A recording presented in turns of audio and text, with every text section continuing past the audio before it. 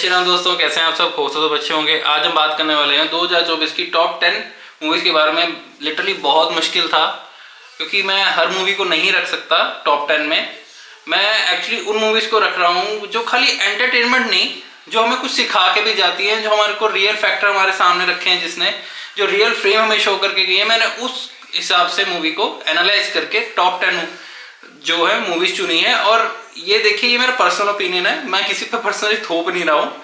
ये मेरा personal opinion है। अगर आपको ये अच्छा लगता है या फिर अगर आपको कोई चेंजेस करने हैं, आप कुछ मुझे सजेशन देना चाहते हैं, तो आप कमेंट बॉक्स में बता सकते हैं जरूर। बाकी चलिए शुरू करते हैं वीडियो को। पहले जो टॉप नंबर 1 पे है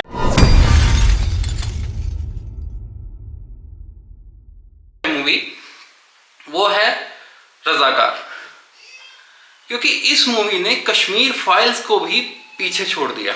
लिटरली डिटेलिंग में कश्मीर फाइल्स को भी पीछे छोड़ दिया। डिटेलिंग मतलब ये नहीं कि स्टोरी कैसे उठाएगी, क्योंकि जब कश्मीर फाइल बनी थी तो डायरेक्टर ने बोला था कि भाई मैं इसमें ज़्यादा डीपली नहीं दिखा सकता। एक तो ऑब्वियस सी बात है, सीन कट ऑफ होते हैं, और या दूसरी चीज़ ये भी है कि लोग शायद देख ना पाए इतना खुल के। उनका एक अपना सही नज़रिया था। लेकिन लिटरली जब ये देखी ना रजाकार मूवी, दिमाग खराब हो गया। देखिए फास्ट बात करूंगा, ज़्यादा डिटेलिंग में बात नहीं करूंगा क्योंकि फिर वीडियो ज़्यादा लंबा बन जाएगा। तो इस मूवी की जो शुरुआत है वो होती है अपनी 1947 के बाद में, जब हैदराबाद को निज़ाम रूल कर रहे थे और उन्होंने अपनी एक आर्मी अपॉइंट की थी, वो थी रजाकार, जिन्होंने कन्वर्जन करने के लिए और हैदराबाद को एक सेपरेट स्टेट बनाने के लिए हिंदुओं पे कितने अत्याचार किए, कितनी बर्बरता से हत्या करी, खुलेआम रेप किए, मर्डर किए, त्रास दिए, जिंदा औरतों को जलाया। ये सब चीज मूवी के अंदर एक एक सीन को डिटेल में दिखाया गया। इतना डिटेलिंग एक्चुअली मेरे जब मैंने कश्मीर फाइल देखी थी उससे बहुत ज्यादा है। इसलिए मैं इस मूवी को नंबर 1 पे रखता हूँ, क्योंकि ये मूवी हमारे सामने रियल फ्रेम रखती है, हमारे सामने रियल दर्द प्रस्तुत करती है। दूसरे नंबर पे मैं जो मूवी रख रहा हूँ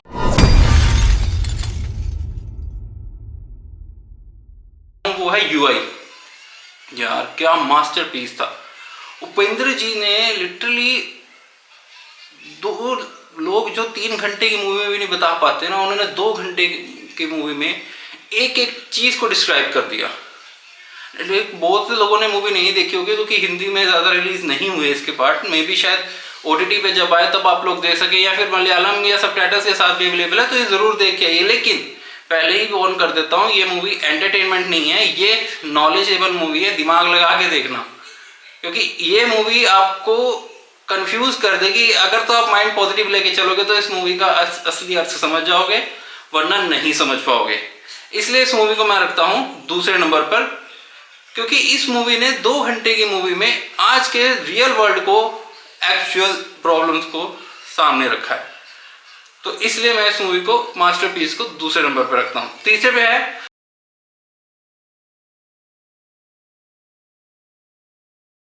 बस्तर द नक्सल स्टोरी।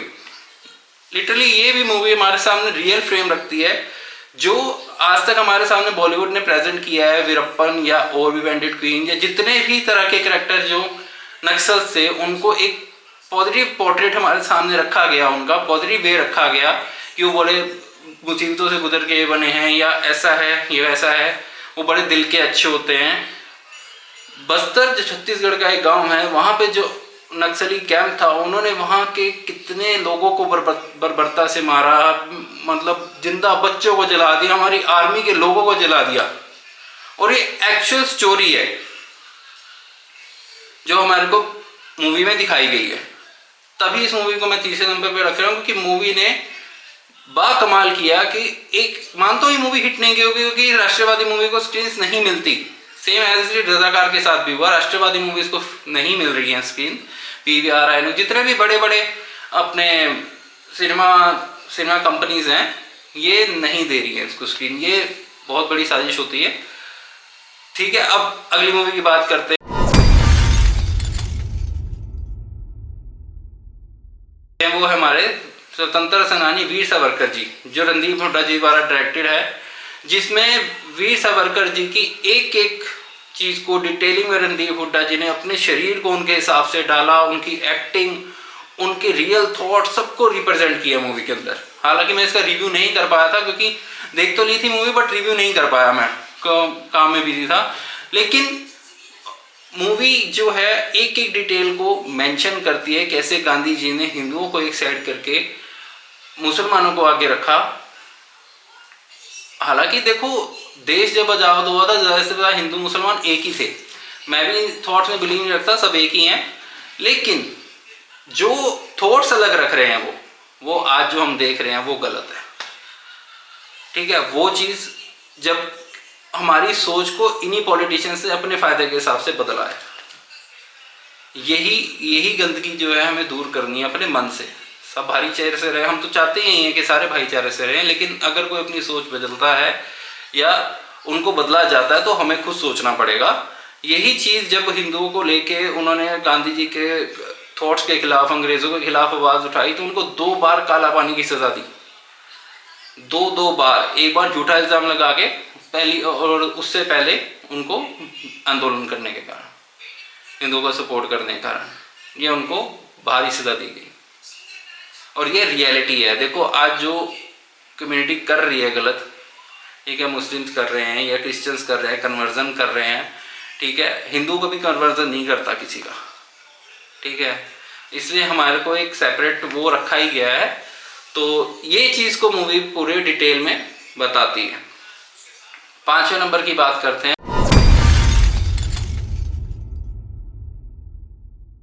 5वें नंबर पे मैंने मूवी को रखा है आवेशम।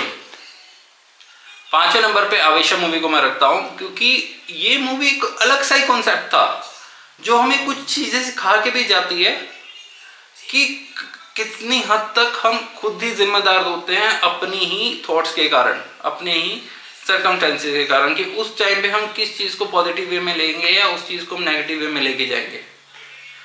उस सर्कमस्टेंसेस में हम चूदनवान होते हैं कि हम किस वे को चूज़ करते हैं। मूवी में जो गैंगस्टर है और जो 3 कॉलेज स्टूडेंट है, इनकी तीनों की कहानी दिखाई हुई है। एंड में जो आपको गैंगस्टर है जिनका रोल फहाद जी ने निभाया है, क्या बोलूं उनकी एक्टिंग को यार, A1 एक्टिंग है। एंड में मुझे उनसे लिटरली इस गैंगस्टर से प्यार हो जाता है यार, लिटरली प्यार हो जाता है। इतना अच्छे तरीके में रिप्रेजेंट किया ना, इतने अच्छे तरीके में। देखो है क्या कॉन्सेप्चुअल थॉट है, ठीक है, लेकिन इतने अच्छे तरीके से पोर्ट्रेट किया है, इतने अच्छे से फ्रेमिंग किया है ना, इतने अच्छे तरीके से डायरेक्शन हुई है, लिटरली दिल जीत लेती है ये मूवी। इसलिए इसको मैं 5वें नंबर पर रखता हूँ। नेक्स्ट मूवी है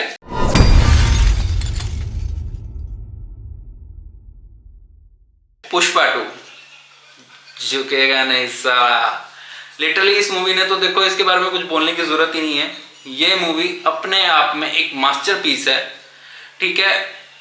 कुछ भी कह लो, कुछ भी कह लो। अब आप लोग कहोगे कि इतनी बड़ी हिट है, आपने इसको इस नंबर पे क्यों रखा है? क्योंकि मैं कैरेक्टर से थोड़ा जस्टिफाइड नहीं हूँ कि कैरेक्टर जो है वो एक, कहते हैं ना, इंस्पिरेशनल कैरेक्टर नहीं है।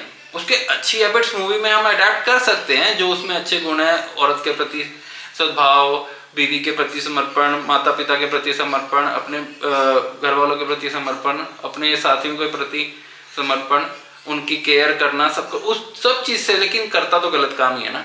लेकिन मूवी टेक्निकली वेल मेड थी, एक एक सीन, एक एक पार्ट मूवी का देखने वाला था। पुष्पा का जो रोल था वो लिटरली देखने वाला था। मैं इस मूवी को 2 बार देख के आया हूँ। 3D में मैं देख के नहीं आया, फिर वो क्रेज नहीं आता, लिटरली बताऊँ तो वो क्रेज सा फील नहीं हुआ, इसलिए मैंने इस मूवी को 3D में नहीं देखा। बाकी मूवी 1800 करोड़ ऑलरेडी कमा चुकी है, सारे रिकॉर्ड तोड़ चुकी है, बॉलीवुड के झापड़ मार चुकी है। तो जल्दी जाइए, जिसने नहीं देखा तो मूवी अभी भी थिएटर्स में है, जाइए और देखिए। नेक्स्ट मूवी की बात करें, 7वें नंबर पे है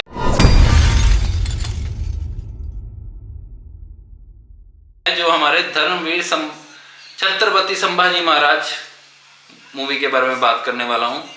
इस मूवी में लिटरली मुझे रुला दिया था। एंड में मैं रो पड़ा था इस मूवी को देख के। मैं एक्चुअली जो इसके कुछ पोर्शन जहाँ पे मूवी को डिटेलिंग में और ज़्यादा दिखाया जा सकता था, उनके बचपन को, छत्रपति शिवाजी महाराज और उनके संबंध को कितनी डिटेलिंग में, उनकी ट्रेनिंग कैसे हुई, उनको कैसे सिखाया गया, इस चीज़ को डिटेल में और ध्यान दिया जा सकता था, लेकिन मैं इन सब चीज़ों को भूल गया। उनके दर्द के सामने लिटरली हम सोच भी नहीं सकते। अपने धर्म के प्रति, अपने कहते देश के प्रति इतना सद्भाव, इतना लगाव कि अपने अंग अंग कटने के बाद भी धर्म नहीं बदला। ये है हमारे आइकन्स। बॉलीवुड वाले नहीं, या कोई हीरो वगैरह आइडल नहीं होते, ये रियल आइडल्स होते हैं। इन्हें हमेशा सशक्त नमन करते रहना चाहिए और हमेशा करते रहेंगे हम लोग, ठीक है। इसलिए इस मूवी को मैं 7वें नंबर पे दे रहा हूँ, क्योंकि बात वो नहीं है कि ये कोई मूवी डिजर्व नहीं करती। थोड़ा सा ये था कि मूवी को और डिटेलिंग में उनके किरदार को निखारा जा सकता था। हालांकि एक्टिंग में, वीएफएक्स में, एक्शन में किसी भी पार्ट में कमी नहीं है। मैं तो रो पड़ा था एंड में, जब उनका एंड में वो उंगली वाला सीन दिखाते ना, दिल रो पड़ा था।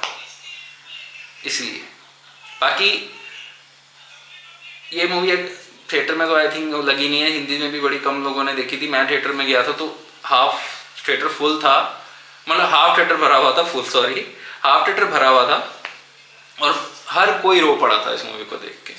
इसलिए इस मूवी को मैं 7 नंबर पे रखता हूँ। 8वें नंबर पे है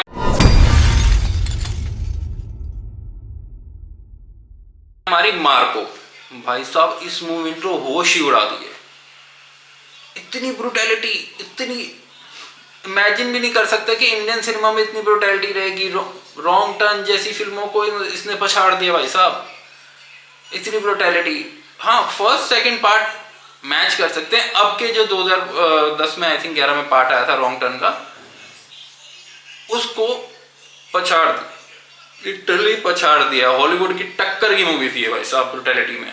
हाँ, स्टोरी लाइन सेकेंड हाफ में थोड़ा सा वीक लगा। स्टोरी में वैसे भी ज़्यादा दम नहीं था, एक रिवेंज स्टोरी थी, और सेकेंड हाफ में थोड़ा सा 15-20 मिनट का पोर्शन एक्स्ट्रा ऐड किया जा सकता था, क्योंकि फिल्म बहुत ज़्यादा एंगेजिंग थी, तो डिटेलिंग और ज़्यादा ऐड की जा सकती थी। इसलिए इस मूवी को मैं 8वें नंबर पे रखता हूँ। हालांकि मूवी में कोई कमी नहीं है, ब्रिलियंट मूवी है। मुनि मुकुंदन जी ने तो फाड़ दिया, उनकी एक्टिंग एक नंबर है। मुनि मुकुंदन जी को मे बी इतना, मुनि मुकुंदन जी ने फाड़ के रख दिया, लिटरली फाड़ के रख दिया। उनकी एक्टिंग A1 थी मूवी के अंदर। शांत वे में अगर एंगर दिखाना है ना किसी को, तो वो थे मूवी के अंदर। क्या एक्सप्रेशन थे भाई साहब, लिटरली मूवी ने दिल जीत लिया था कि हमारे इंडिया में भी ऐसी मूवीज बन सकती है। 9वें नंबर पे मैं रखूंगा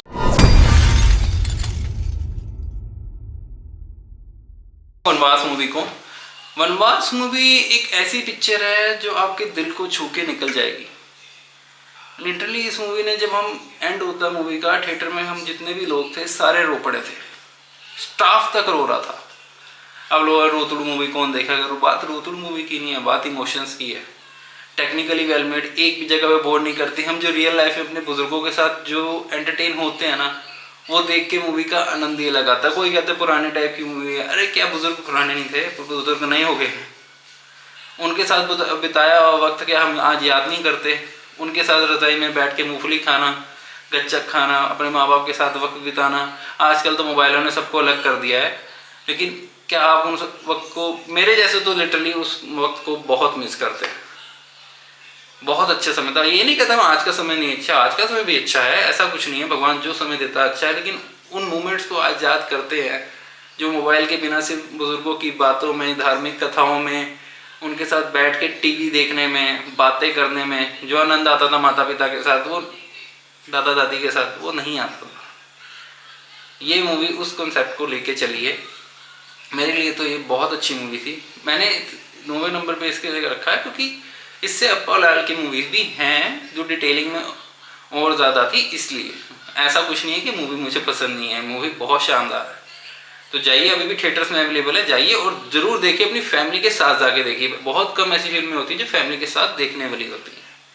अब नेक्स्ट मूवी की बात करते हैं, वो है हनुमान। देखिए, ये साल की पहली मूवी थी जो मैंने देखी थी उस वक्त पे। उस टाइम मेरा चैनल भी नहीं बना था, इसलिए इसका रिव्यू नहीं किया हुआ मैंने। मूवी जो है हमें एक कहीं पॉइंट्स पे जो है ना, 1-2 पॉइंट्स पे हमें जाके कहीं डिस्टर्ब करती है कि जैसे एक द चूजन वन वाली कॉन्सेप्ट। चूजन वन कुछ नहीं होता। हमारे धर्म ग्रंथों में अर्जुन जी ले लो, कर्ण ले लो, अपना भीम ले लो, या फिर श्री राम ले लो, लक्ष्मण ले लो, या बड़े बड़े राक्षसों तक को ले लो, ठीक है, रावण ले लो या मेघनाथ ले लो, क्या उन्होंने तपस्या करके नहीं ये शक्तियां हासिल की? हर कोई तपस्या करता था, कड़ी से कड़ी तपस्या करता था, शरीर को इतना मजबूत बनाता था, तभी उस शक्तियों को अर्जित किया जा सकता था। ये कॉन्सेप्ट मुझे मूवी में थोड़ा सा अजीब लगता है, द चूजन वन वाला। और बाकी जो मूवी के जो लास्ट के 30 मिनट थे वो पूरी मूवी को एक अपर लेवल पे ले गए। और जो स्पेशली हनुमान जी की एंट्री है, अब तो ऋषभ शेट्टी जी इसको निभाने वाले हैं इस किरदार को नेक्स्ट पार्ट में, तो I am waiting for that.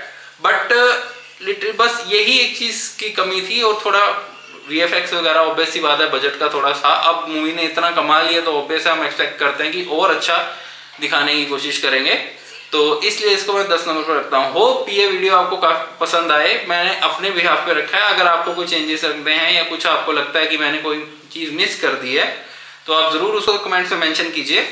और अगर आपको लगता है कि कोई ऐसी मूवी जो मैंने नहीं देखी, जिसका रिव्यू मैंने नहीं किया, तो ज़रूर आप मेरे को मेंशन कीजिए, मैं उसको कोशिश करूँगा कि जल्दी से रिव्यू करूँ। बाकी ये वीडियो कैसा लगा ज़रूर बताइएगा। जय श्री राम।